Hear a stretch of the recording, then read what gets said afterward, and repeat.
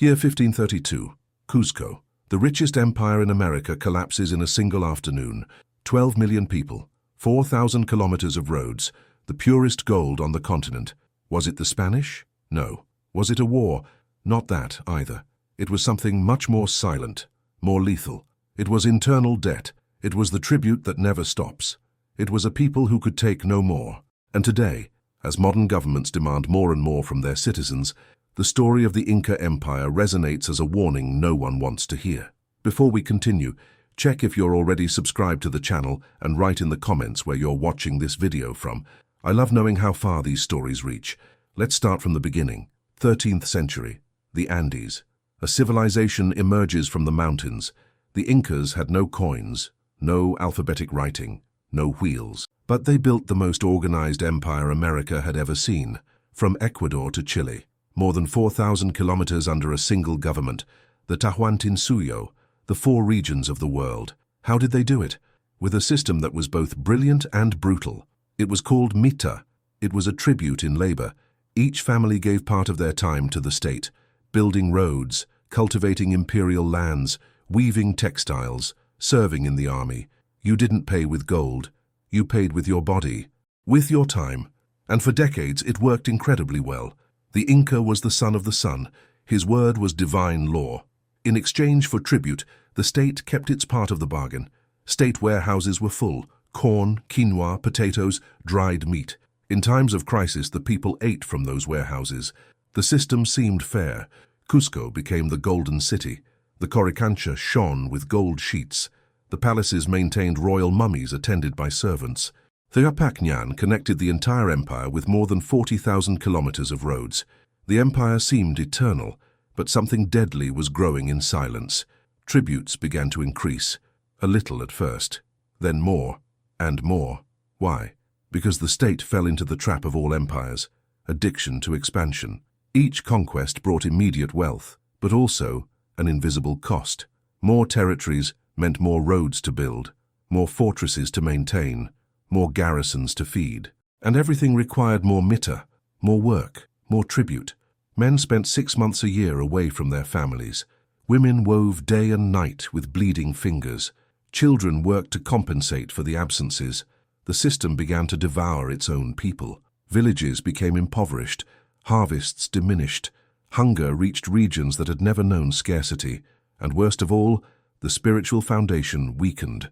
The Inca was no longer seen as the benevolent son of the sun. He was seen as a relentless tax collector, a golden tyrant. Rituals lost their power. Ceremonies felt empty. Faith turned into fear. And when an empire loses its people's faith, everything else is just a matter of time. Here is the original sin of the Inca Empire. It wasn't a devalued currency like Rome. It wasn't a banking crisis like Spain. It wasn't dependence on foreign credit like the Ottoman Empire. It was something older, more primitive, more human. It was greed disguised as necessity. It was ambition dressed as sacred duty. The empire decided that expanding was more important than caring for what it already had. Decade after decade, the Incas conquered new territories. Pachacuti, the great reformer, expanded the empire from a city-state to a continental colossus. His son Tupac Yupanqui extended it to territories that didn't even know the Tahuantinsuyo existed. Huayna Capac took it to its physical limits, as far as geography and logistics allowed. Each conquest brought immediate glory, visible wealth, tangible power, but it also brought a problem no one wanted to see. The empire was growing faster than its capacity to sustain that growth. It was like an athlete who keeps adding weight to the bar without strengthening the muscles. Sooner or later something breaks, and the state responded the only way it knew, by increasing tribute. The mita went from being a reasonable community service to being a perpetual sentence. Peasants initially worked 2 months a year for the state, then 3, then 4, then 5. In some regions it reached 6 months. Half the year, a man worked not for his family, but for the empire. Family lands were abandoned. Children grew up without knowing their parents. Women aged prematurely from the workload. Harvests diminished because the best lands were now imperial, and peasants could only cultivate the leftovers. Hunger arrived, not as a single event, but as a constant, silent presence that gnawed at the health and hope of millions. And here comes the chilling detail that no one mentions in history books.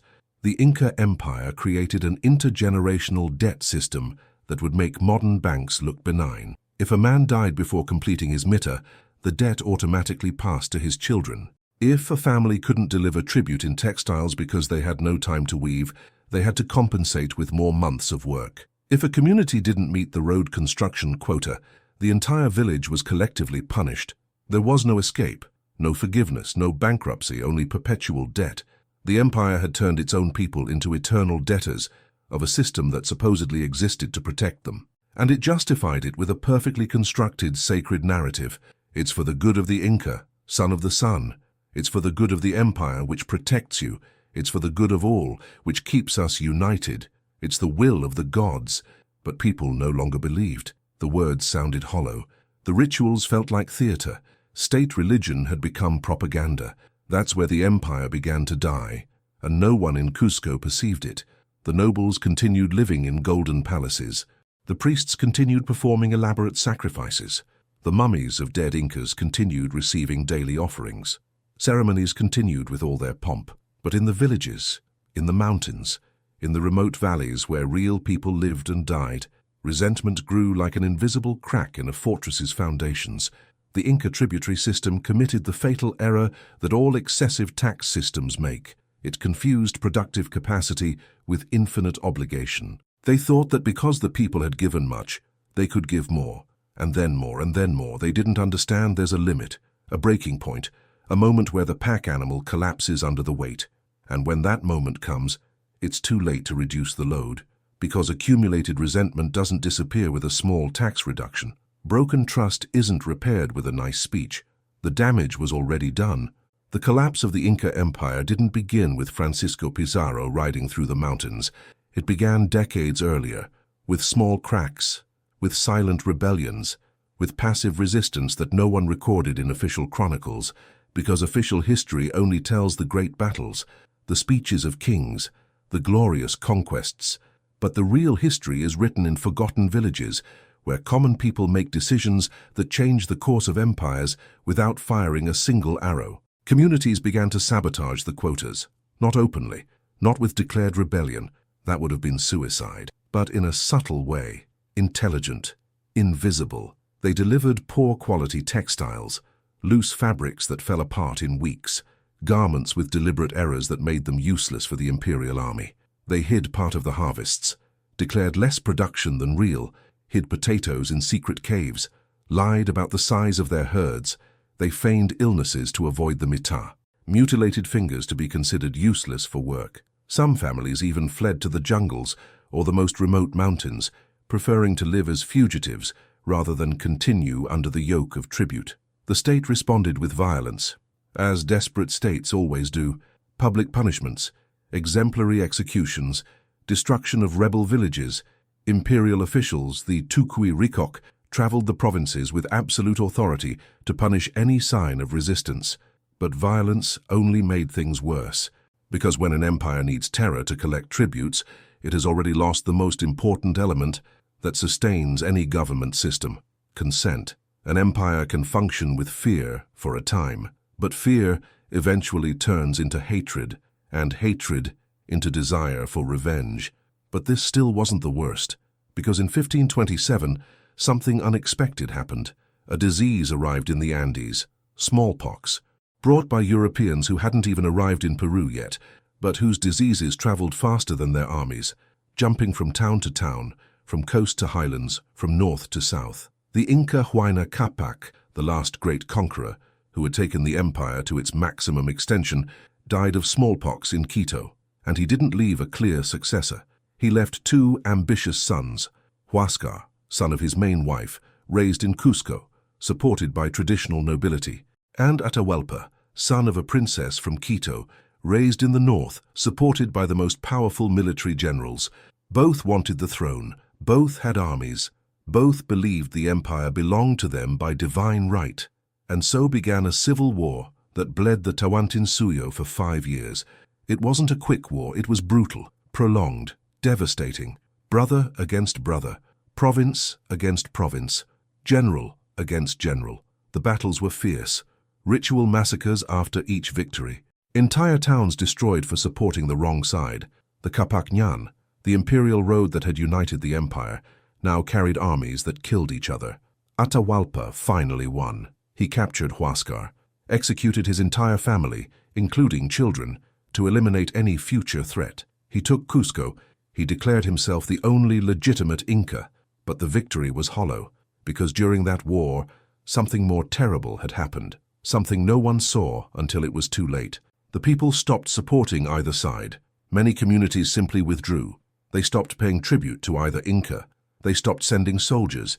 They stopped recognizing the divine authority of the Son of the Sun. When tax collectors arrived, they found empty villages. When the army recruited men, many deserted at the first opportunity. When they asked for provisions, they received the minimum or nothing. It wasn't open rebellion. That would have been dangerous. It was something more devastating: indifference. The empire had become irrelevant to its own people. Decades of excessive tribute, years of broken promises, months of civil war. Everything had accumulated an emotional debt that no Inca could pay with gold or words anymore. People were exhausted, physically, emotionally, spiritually exhausted. They no longer cared who the Inca was. They no longer believed in the narrative of the Son of the Sun.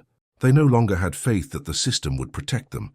They just wanted to survive. And increasingly, surviving meant disobeying the empire in silence. The kolkha, the state warehouses that once overflowed with provisions, were empty or poorly stocked. Imperial lands were poorly cultivated. Roads began to deteriorate from lack of maintenance. The empire continued to exist on paper, in rituals, in the palaces of Cusco. But in the daily reality of millions of people, the Tawantinsuyo was already a ghost. And the final blow was about to come. November 16th, 1532, Cajamarca. The scene seems impossible, ridiculous, almost comical if it weren't so tragic. 168 Spaniards with armor and horses, facing 80,000 Inca warriors. The Inca Atahualpa, freshly victorious from the bloodiest civil war in Andean history, arrives at the plaza of Cajamarca with all the splendor of his power. He sits on a golden litter, carried by nobles, surrounded by his most experienced generals, veterans of 100 battles, escorted by thousands of warriors with spears, clubs, slings, dressed in feathers of impossible colors and jewels that shine under the Andean sun. It's the moment of triumph, the encounter with the strange bearded men who came from the sea. Francisco Pizarro comes out to meet him, old, illiterate, sweating under the Andean sun. Friar Vicente de Valverde offers Atahualpa a Bible. He speaks of a single God, of a king on the other side of the ocean, of the need to submit. Atahualpa listens to the translation, takes the Bible, examines it, brings it to his ear expecting to hear the voice of that foreign God. Nothing. He throws it to the ground with contempt. That was the excuse Pizarro needed, the agreed signal. The cannons fire. The deafening noise terrorizes warriors who had never heard gunpowder. The horses charge. Animals the Incas had never seen, that seemed like mythological monsters. Steel swords cut flesh with an ease that Inca bronze weapons cannot match. In less than an hour, the Spanish massacred thousands. The plaza of Cajamarca became a slaughterhouse. Blood ran over the stones. The screams of the dying filled the air, and they captured Atahualpa, the Son of the Sun, the Lord of 4 regions, the God-man who commanded millions. Captured by a handful of desperate adventurers who smelled of sweat and greed. Official history usually ends there, with the heroic Spanish winning against all odds, with European technological superiority, with God's will favoring the Christians. But that's only half the story, the convenient half. The uncomfortable truth is this: the Inca Empire didn't fall because of 168 Spaniards. It fell because no one came to rescue Atahualpa. Think about it. The empire had millions of subjects, tens of thousands of experienced warriors, fortresses on every mountain, brilliant generals, immense resources, the most advantageous terrain imaginable for defense. A single general with 1,000 men could have crushed the Spanish at Cajamarca, but no one came. The Inca armies stayed in their barracks. The generals waited for orders they never gave. The provinces watched from a distance. Why? Because they were already exhausted. Because they had already given everything they could give. Because there was nothing left to offer to the empire that had squeezed them for decades. Because deep down, many thought, why should I die to rescue an Inca who has only demanded tributes from me? The state warehouses, which once overflowed with food for emergencies, were empty or poorly managed. The reserves that should have sustained military campaigns didn't exist. The logistical system that had made the empire invincible was collapsed. Imperial lands, overexploited for decades of intensive cultivation without adequate rest, produced less each year. The roads, though impressive, needed constant maintenance that was no longer being done. Suspension bridges deteriorated without repair. And when the critical moment came, the moment to defend the Inca, to defend the empire, to defend everything the system supposedly represented, the people preferred to stay in their villages, some even actively allied with the Spanish. Traditional enemy peoples of the Incas saw in Pizarro an opportunity for revenge. Ethnic groups that had been recently conquered and resented Inca tribute joined the foreigners, not because they loved the Spanish, but because they hated the Incas more. That's the true collapse of the Tahuantinsuyo. It wasn't military, it wasn't technological, it was social, it was economic, it was spiritual. The empire had lost the consent of its people long before Pizarro arrived. The Spanish only touched a building that was already cracked from its foundations, coins turning to dust, empty markets, armies without motivation, warehouses looted or empty, roads leading nowhere, a tributary system that had devoured its own base. The empire crumbled not because it was militarily weak, but because it had eaten itself from within. Atahualpa offered an impossible ransom: fill a room with gold and 2 with silver. The Incas complied, melting treasures from temples throughout the empire. Pizarro took the gold and executed Atahualpa anyway. But even with their Inca dead, the empire didn't rise en masse. There were resistances. Manco Inca led a brilliant rebellion. Some generals fought for decades from the jungle, but the empire as a system had already collapsed. Because an empire isn't just armies and fortresses, it's trust, it's consensus, it's the collective belief that the system is worth defending. And the Inca Empire had lost that belief long before the first soldier fell at Cajamarca. Now comes the part that makes this story stop being a historical documentary and become a warning for the present. Because this story didn't end in 1532. It's happening again, now, at this moment, on a global scale. Modern governments function exactly with the same principle that destroyed the Inca Empire: growing mandatory tribute disguised as common good and social contract. Think about it honestly.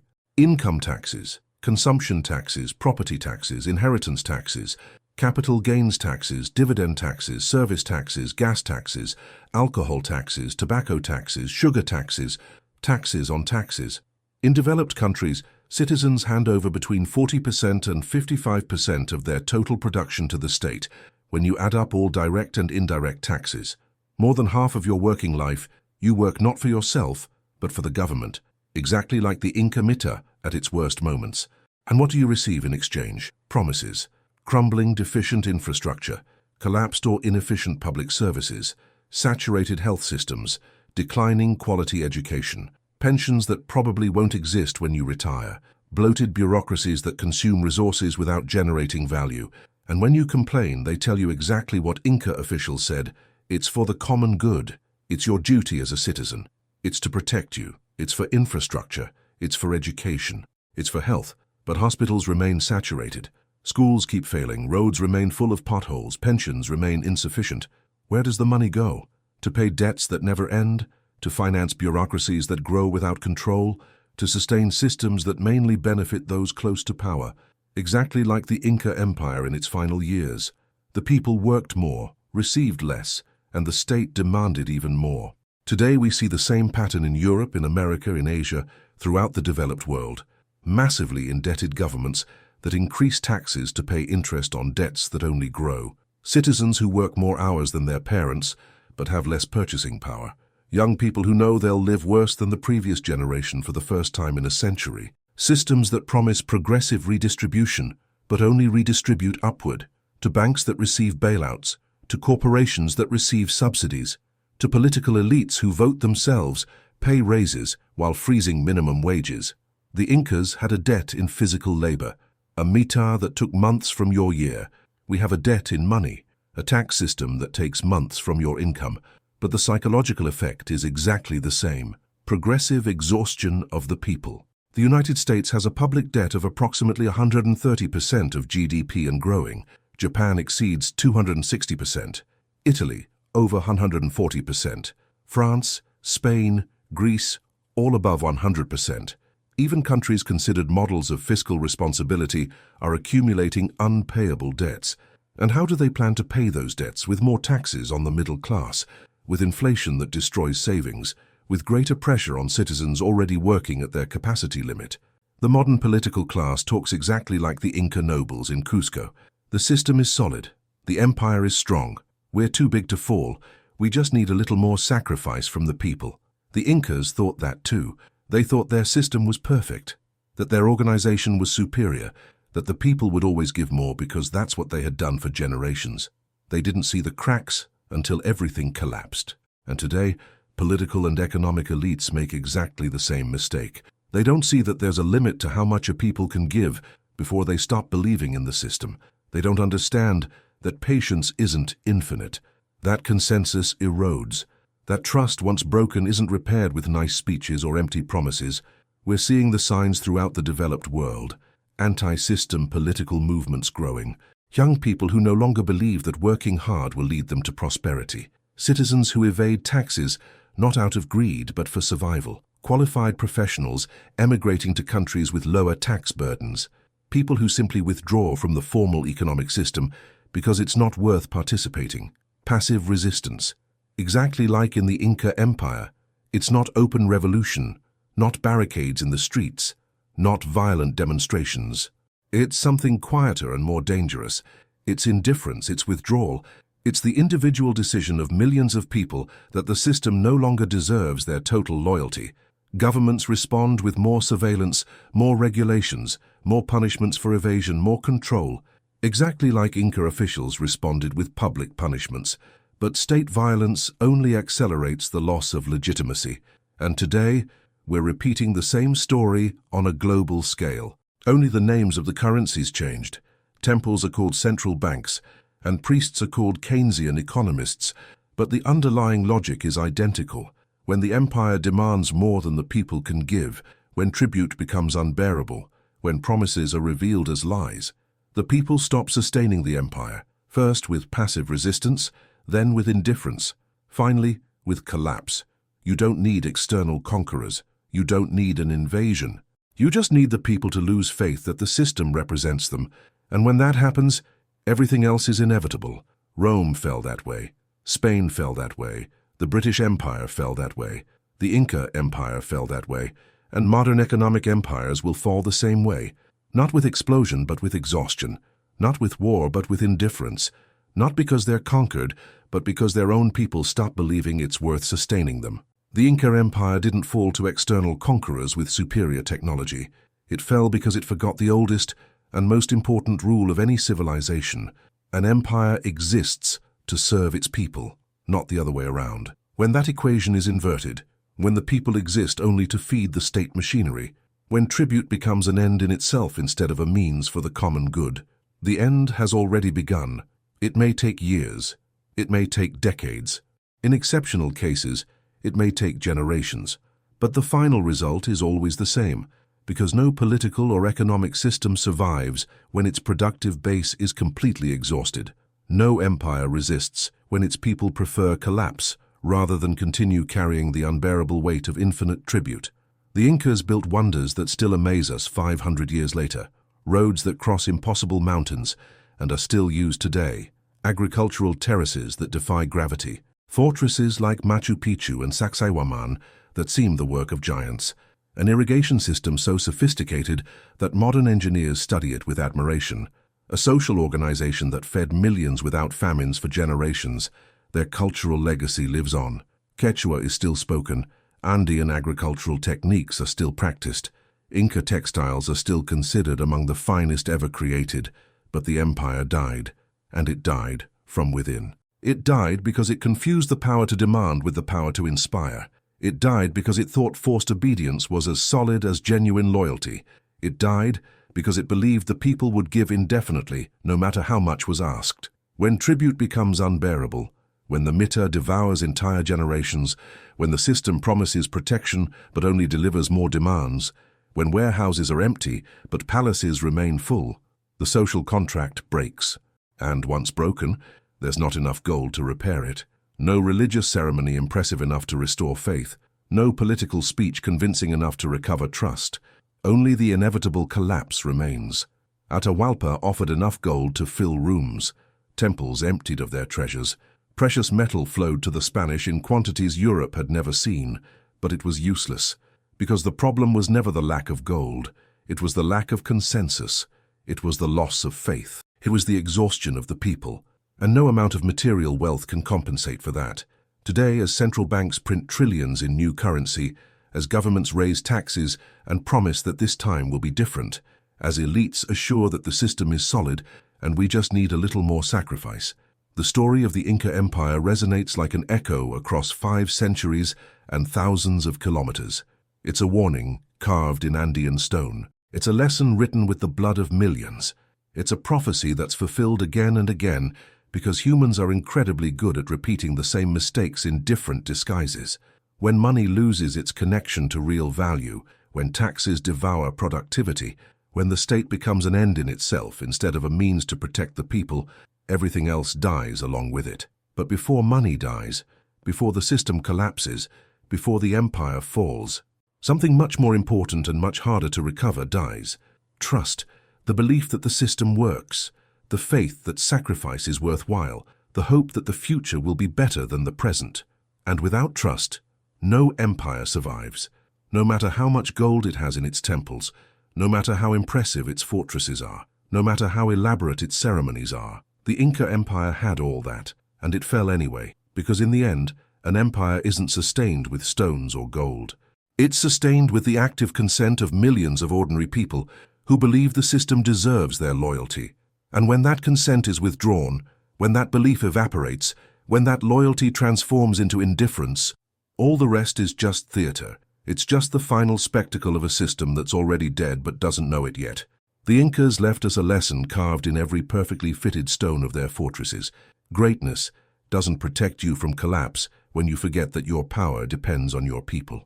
The next chapter in our series explores how an economic crisis destroyed 3,000 years of stability in ancient Egypt and why the same patterns repeat with mathematical precision in every empire that falls.